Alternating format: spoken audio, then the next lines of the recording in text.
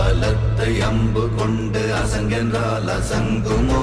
கம்பமற்ற பார்க்கடல் கலங்கென்றால் கலங்குமோ? இன்பமற்ற யோகியை இருளும் வந்து அணுகுமோ?